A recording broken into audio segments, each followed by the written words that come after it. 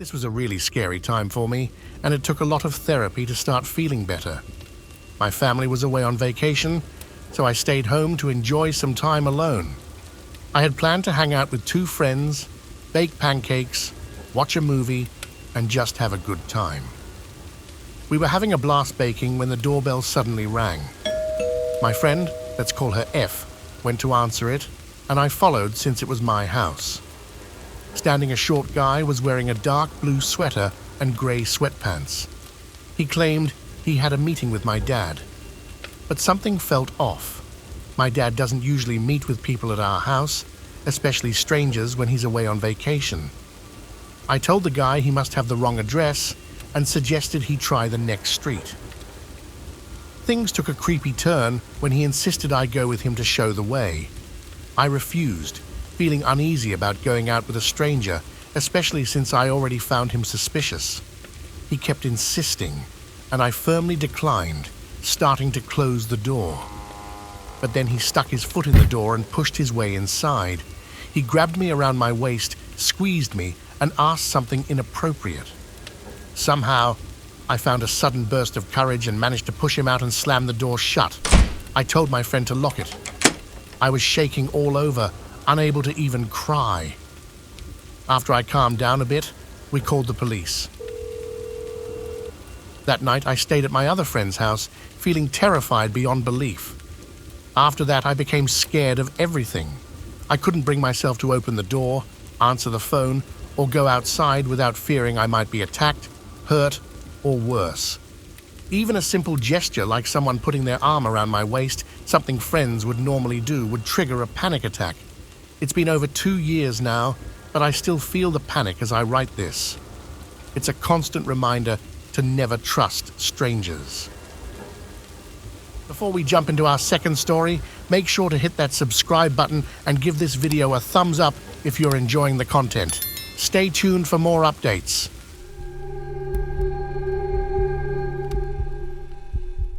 I had just moved into my first apartment. It was around 8:30 p.m. when I heard the doorknob rattling like someone was trying to unlock it and knocking. At first, I thought it might be my boyfriend coming home early, but then I remembered he wasn't due back from work until around 10:30. I peeked out the kitchen window but didn't see his car or any familiar cars parked outside. That's when panic set in. The doorknob kept jiggling for a few more seconds before stopping. Then, a few minutes later, I heard someone trying to force the door open with a piece of metal. That's when I completely freaked out and locked myself in the bathroom with a knife, calling 911 for help. The person outside kept trying to pry the door open for about 3 minutes before finally giving up. When the police arrived, they found an elderly man wandering around with a knife and a crowbar. It turns out he used to live in that apartment and believed we had taken his belongings when we moved in.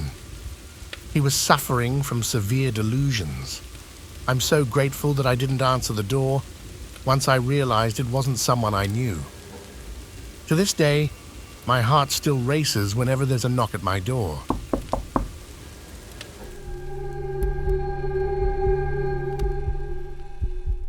When I was around 13 or 14, my parents started leaving me and my sisters home alone sometimes. They made it clear that we shouldn't let anyone know we were alone or let anyone into the house. One night, there was a knock at the door. I went to check, but couldn't see who it was. It was obvious we were home because the lights and TV were on. I opened the door a bit, expecting the person to be behind the screen door, but he wasn't. There was a man, probably in his late 20s or early 30s, standing there. I quickly shut the door and told him to stay behind the screen door. He did, and I opened the door a crack and latched the screen door. He said his car had broken down and he needed to use a phone. I couldn't see his car and asked why he had passed the houses next door. He got upset. Here's a rough idea of our conversation. Can I use your phone? No, my dad's sleeping, and I can't let you in his room. Okay, bring the phone out here. It won't reach. Please leave. Just bring the phone. I can't let you in. Fine. I closed and locked the door. While my sisters and I were talking about how scary it was, we heard the side door handle jiggling. He knocked and asked if the phone would reach there. I told him to go to the neighbor's house. He started yelling, saying my dad wasn't home and demanding to be let in. I said, "Fine, I'll get him," and went to my dad's room to get his shotgun. I came back, racked it, and said, "Here, meet my dad." The guy cursed at me, but eventually left, or so I thought. He had gone to another door and tried it. Our dog, who was outside, started barking at him. He did something to the dog, making it yelp. I yelled that I was calling the police, and he finally left. I felt dumb for how I handled it. I don't know if he really needed help, or if he had bad intentions, but the whole thing was creepy, and I wasn't prepared to deal with it.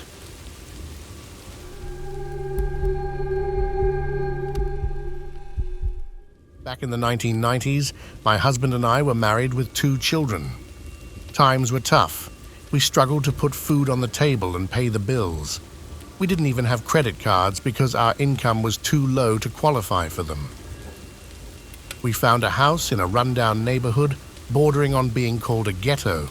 There were a lot of people dealing with drug addiction and theft to support their habits. Despite the rough area, we had neighbors who looked out for each other. One of our neighbors was involved in some shady business, but oddly enough, he was one of the best neighbors we had. He made sure the neighborhood stayed safe and clean. He once told us, "You don't mess up where you live," meaning he wanted a secure home for his family and wasn't going to let any troublemakers ruin it. My husband struggled to find well-paying jobs, so he worked in construction, which left him exhausted at the end of the day. Meanwhile, I took care of the children, worked early mornings at a bakery, and then came home to take care of household chores until I collapsed from exhaustion. We lived like this for 2 years, and looking back, I'm amazed that I never got mugged or worse on my way to work in the early hours. I like to think our neighbor, whom I fondly called my guardian angel, was watching over me. One evening, we were all so worn out that we went to bed early, around 7 p.m. Despite the early hour, we were all so exhausted that we slept deeply. When we woke up the next morning, we were shocked to find police cars, tow trucks, ambulances, reporters, and a covered body in our front yard by the driveway. It was our neighbor. He said, "I'm relieved you didn't open the door last night. I was worried about you and Juanito," referring to my baby boy. What had happened was chilling. That night, a man's wife met her lover in front of our house, and her husband caught them in the act and shot them both dead in their car. Afterward, he came to our door, banging and kicking, demanding to be let in. When he couldn't break down the front door, he tried the side door, which had glass panes. We couldn't understand how he couldn't get in, considering the marks on the doors from his shoes. Eventually, the man shot himself in our driveway. The neighbors didn't call the police until dawn, leaving the dead man in our yard all night. We hadn't heard anything. We slept through the whole ordeal. After that, my husband told me to quit my job, and he worked extra hours at a local grocery store. We moved out of there that year, though we still lived modestly, often eating potatoes and day-old bread. A $5 pizza from Little Caesars was considered a fancy meal. It makes me furious when my sister-in-law says we never struggled financially and had it easy. If she only knew.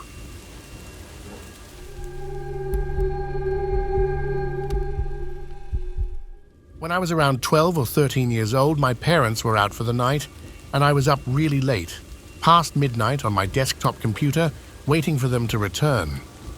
Despite being warned not to talk to strangers online, about half of my friends on MSN were people I had never met. I was chatting with them when suddenly, one of my online friends started mentioning exactly what I had been doing for the past hour or two. What I was eating, drinking, playing with, even when I had last gotten up. Things I hadn't mentioned in our chat. I felt a terrible sinking feeling in my stomach.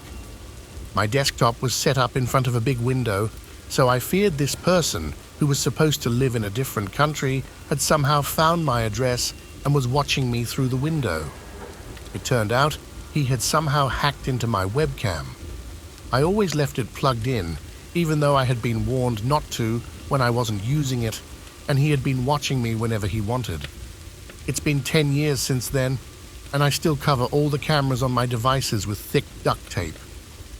If you want to see more of the most frightening horror videos, check out our previous videos and subscribe to be notified of new, terrifying experiences. Until we meet again, be cautious of the supernatural and be careful when navigating through dark and eerie situations.